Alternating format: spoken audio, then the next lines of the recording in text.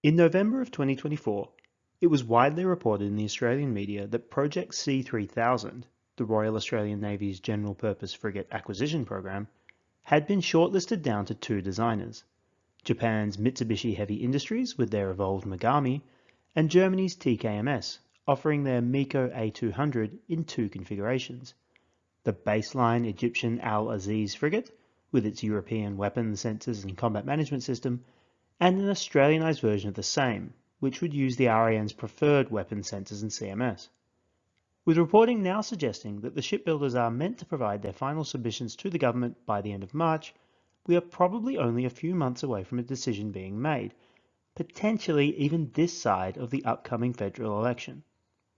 This video, which is intended to serve as a supplementary postscript to an earlier video on the topic of C3000, will look at the two options, their pros and cons and other important factors, and try to explain what the government's decision calculus might look like. To start with, I want to own up to what I got wrong in my earlier video. I thought that TKMS would end up placing third to the Japanese and the Koreans, which obviously isn't what ultimately happened. In my defense, though, that prediction was based on the very strong and repeated pronouncements out of senior figures in both government and Navy that the program would prioritize a zero-change design.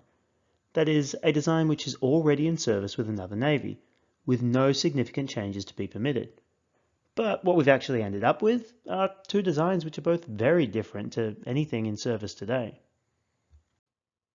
From Japan, Australia is considering not the Mogami frigate, but its evolved successor. The Evolved Mogami retains much of the technology which made the original Mogami so unique. Its extreme automation and small crew, its hypermodern CIC, its stealth and prioritization of undersea and mine warfare, but it adds a whole lot of new as well. The newer vessel is markedly bigger, 142 meters long and 4,900 tons standard, rather than 130 and 3,900 tons in the original. It has significantly upgraded sensors, more VLS, and is generally much more focused on air warfare than its predecessor, to the point where many original Mogamis have gone to sea and continue to serve the JMSDF entirely without VLS cells, and none of the older class equip long-range air search radars. The Evolved Mogami, in short, is a far more well-rounded vessel, very much emphasizing the general-purpose nature of what's supposed to be a general-purpose frigate. From Germany, the RAM will consider the MEKO A200. This design is expected to be much closer to stock than the Evolved Mogami, but will still make use of the MEKO's fundamental modularity to make some tweaks. While the details of the design have not been made public, it seems probable that it will replace the stock vessel's sensors and weapons with the RAN's preferred equipment, including most likely Australian radars and CMS and American weapons, but will retain its original 118 meter length and 3,900 ton full load displacement, as well as most of its core systems, such as the Kodag Warp propulsion system. Before we go any further, let's take a moment to dispel a couple of myths. Myth number one is that Germany has actually offered the A210, the A200's bigger, badder successor, essentially the evolved version, much like the Japanese have offered the Evolved Mogami. Despite numerous YouTube videos, article comments, and other online pronouncements, there's actually no evidence anywhere that this is the case, not from the government, the Navy, or TKMS. Honestly, they're probably wishing they had been able to offer the class, given that they're now competing against the evolved Japanese offering, but unless both the Australian people as a whole and the defence media are all being pretty blatantly lied to, it's not happening. We all want those sweet, sweet twin fighting islands and laser weapons, but at this stage, it's not looking likely. The second myth is that the baseline Al Aziz with the French systems has any chance at all in this competition. Implementing a completely separate logistics backend for a completely unique suite of armaments was never going to happen, and it's even less likely now that the zero-change mantra seems to have been basically abandoned. For the rest of this video, I'll be ignoring that option and treating the competition as basically a two-horse race between the Evolved Mogami and the Australianised MEKO. As far as what that Australianisation will mean, well, we can't know for sure, but most likely we'll see the main gun replaced with a Mark 45, The Exocet anti-ship missiles with naval strike missiles, the Thales radar and CMS replaced with a CFAR AESA radar, and the 9LV CMS, and the Silver VLS replaced with the Mark 41. In terms of the number of those Mark 41 cells which we should assume on the hull, well, that's a complicated question. In October of last year, during a speech to the press club, Pat Conroy, the Minister for Defence Industry, confirmed the number of VLS cells that he expected the RAN as a whole to have once all of Labour's shipbuilding plans were complete, 880. Once you account for the other classes, which give you about 528 of those cells, you're left with 352. Divide that by 11, which is the number of general-purpose frigates that the government intends to acquire, and you get 32, confirming in a roundabout way the number of cells that we should expect. The Evolved Mogami has 32 Mark 41 VLS cells, and the original Al-Aziz MEKO design also has 32 cells. But these are European silver VLS cells, which are substantially smaller and lighter than Mark 41s. In other words, a 1-to-1 conversion is not guaranteed. Assuming that the Al-Aziz mounts the A43 variant of the silver cells, then a set of 32 would equate to roughly 30 tons empty, and take up about 24 square meters of deck space, give or take. Assuming that mass is the limiting factor, then the Mark 41 equivalent would only be 16 cells, which would also weigh roughly 30 tons, regardless of whether you're talking strike or tactical length. If deck area is the limiting factor, then you could technically fit 24 cells, which would take up about 26.5 square meters and weigh 45 tons, but they would have to go in a sort of awkward T shape and even then take up more space in absolute terms than the silvers would. And of course, if neither are limiting factors, then plausibly I guess we could see the design go as far as 32 cells, but practically, if you look at the Al-Aziz, there just doesn't seem to be a lot of spare room to fit the extra cells, especially given where the main gun is mounted. When it comes to a direct side-by-side comparison between the two ships, well, on paper at least, the Evolved Mogami is pretty plainly the better ship. It's larger at 6,200 tons versus 3,700 tons full load, better armed, stealthier, and more advanced, requiring substantially fewer crew. Geopolitically, there's also no question that the government is likely to prioritise Australia's relationship with Japan over that with Germany, though both could obviously be important going forward. And with the way America seems to be trending at the moment, the threatening neighbours with tariffs and Denmark with invasion, there's likely to be substantially more geopolitical nervousness than usual in Canberra right now. Japan, purely by dint of geography, is likely to align much closer with Australia's priorities over the next few years. Another point which very much seems to favour the Mogami is the absolute torrent of news articles coming out of Japan which very clearly indicate exactly how seriously they're taking their bid. The Mogami has been pre-approved for export, and recently they even said that they would prioritise delivery of Australia's vessels over those for their own navy to ensure that the deadlines were met. This is a full-court PR press, not only by the manufacturer but also by the Japanese government, who very clearly want to strengthen the Australia-Japan military relationship and pick up all the benefits that will come from winning the contract. Those benefits will go well beyond the hard currency that they'll get from the sales, or even the reputational boost they'll achieve as they look to grow their arms export industry.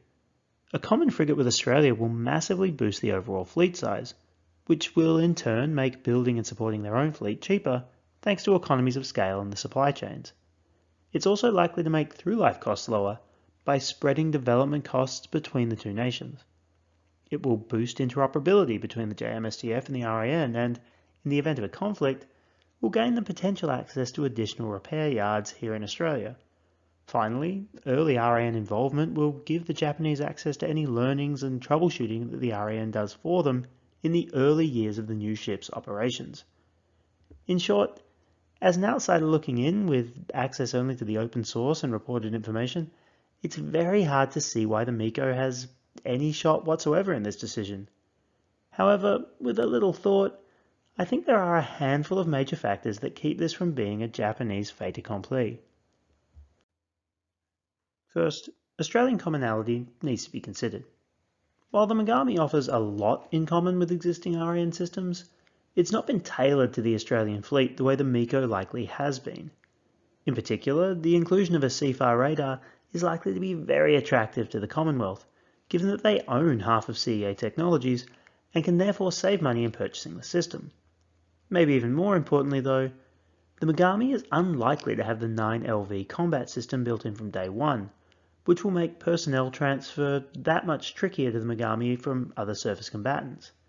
The MEKO, by contrast, will slot more or less seamlessly into the gap left by retiring ANZACs, in more ways than just the CMS. The MEKO also offers an enormous amount of familiarity for the RAN brass, which is not a small factor.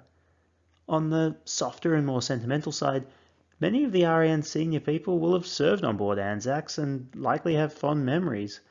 The idea of an essentially upgraded ANZAC probably has considerable sentimental appeal. On the harder side, however, the ANZACs also enjoy a pretty good reputation for their performance and mechanical reliability, which will be assumed to carry over into the A200. And then there's the very basic geometry of the thing.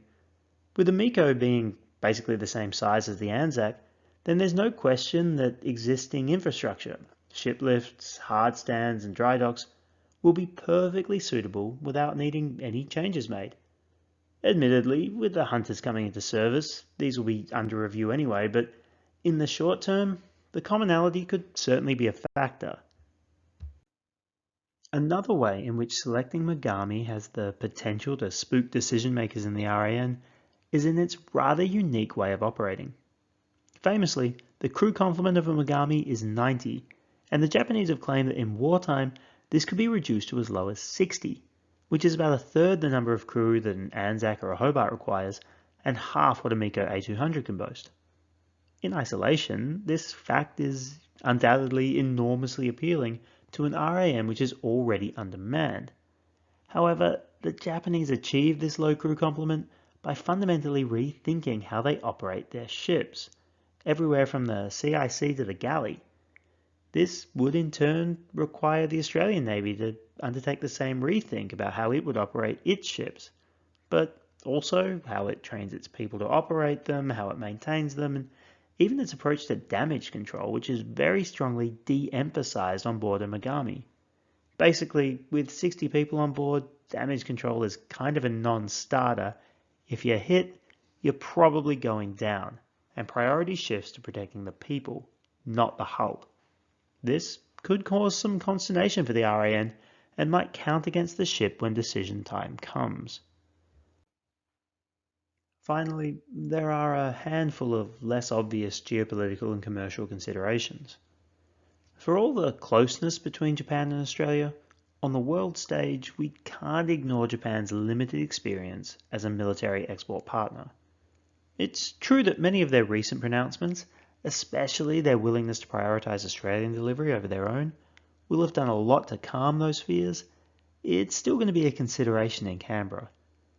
There's also the somewhat blunt but nonetheless significant consideration of why we're building these ships in the first place, to confront China. Consider a Japanese shipyard building an Evolved Mogami for Australia. If it weren't building that ship for us, then that shipyard would still be employed building basically the same Evolved Mogami for Japan. In either case, that hull is overwhelmingly likely to end up part of any broad anti-China coalition that would form in the Western Pacific if things ever got hot. Either way, the coalition gets one ship. But if Australia buys from Germany, then over the same period of time the broader coalition gets two ships, one built locally and one built in Europe. There's also the fact that in a conflict with China, it's very quickly going to get challenging to get material in and out of Japan for purely geographical reasons. Whereas the route from Europe to Australia, even if the Suez Canal and the Red Sea are out, will be very difficult for the Chinese to blockade. This might give us more security of supply for critical components when we really need these ships the most. So, despite all the obvious advantages that the Evolved Mogami enjoys, and the much more prominent press coverage of the Japanese ship versus the German, I do think that there are legitimate reasons why RAN might go with a MEKO, especially if it also comes in as the cheaper option, which admittedly is very hard to judge right now. That really could go either way. The A200 is basically the lower risk, lower reward option. It's an evolution for the RAN, basically taking what the Transcap Anzac would have been, deepening its VLS magazines, integrating a towed array sonar, and shrinking the crew requirements. The Mogami, meanwhile, is more revolutionary, requiring major changes to how the RAN operates its surface fleet and trains its sailors, introducing quite a bit of risk, but in return offering an exceptional next-generation vessel which can go a long way to addressing the enormous looming challenge of growing the Navy's personnel numbers as we embark on a mission to double the number of surface ships in the fleet. Personally, for whatever little my opinion's worth, I think that the decision will ultimately be for the Mogami. The technological and crewing benefits are just too significant to ignore, and while I definitely have issues with the idea that the Navy's entire mine warfare capabilities should be vested solely within its major surface combatants, having that ability as one of the Mogami's specialities is better than not having it at all, which is where the RAN seems to be headed today with the retirement of the entire Huon fleet. And let's not ignore the geopolitical situation that Australia is going to find itself in when decision time comes. The transition to Trump's America is looking more and more like a fundamentally destabilizing one for the broader Western order. It's impossible to know from our vantage point in February of 2025 what the consequences of that transition are ultimately going to be for Australia or for our region more broadly. But regardless of that, a tighter relationship with the second most powerful military nation in our region is probably looking ever more appealing from the Russell officers. But my conviction on that pick is very low. I absolutely wouldn't be surprised if we went the other way. RAN is already in the middle of a complete revolution in its undersea capabilities through AUKUS, the conversion to nuclear-powered submarines, and the adoption of large numbers of uncrewed vessels like the Speartooth or Ghost Shark. There might be something to be said for, if you'll pardon the pun, not rocking the boat when it comes to the surface fleet, and acquiring an evolutionary capability in the A200 instead of trying to change everything all at once. Luckily, it really doesn't seem like there's a truly bad choice to be made here. Either ship will add a lot to the Navy. As for when we'll know, that's complicated by the upcoming federal election. As mentioned before, reporting suggests that the government wants all submissions in by the end of March, but the absolute latest that we can head to the polls is the 17th of May. If we assume a fairly standard 6-week campaign, during which time the government will be in caretaker mode, then that really only gives them about a month to make and announce the decision. If they also want to negotiate terms with the shipyard, assuming that those weren't already in the various bids, then getting it done in that time is probably impossible, and we're unlikely to see a decision until at least a few months into the new term, probably longer if government changes hands. If they just want a pre-election announcement, however, and if the decision turns out to be relatively lopsided and easy for whatever reason, then we could see an announcement as early as the end of April, which would have the added benefit of burnishing the government's national security credentials going into the election. Regardless of which way we go, like I said, there really doesn't seem to be a bad choice here. A steady and reliable evolutionary capability to stabilize RAN surface forces in the A200, or a riskier but potentially game-changing capability in the Mogami that will complement the Navy's headfirst dive into the 21st century. Either option, delivered in sufficient numbers, will arrest the surface force's decline and provide the real deterrent force that Australia is lacking. All we need to do now is make a decision and get on with the building.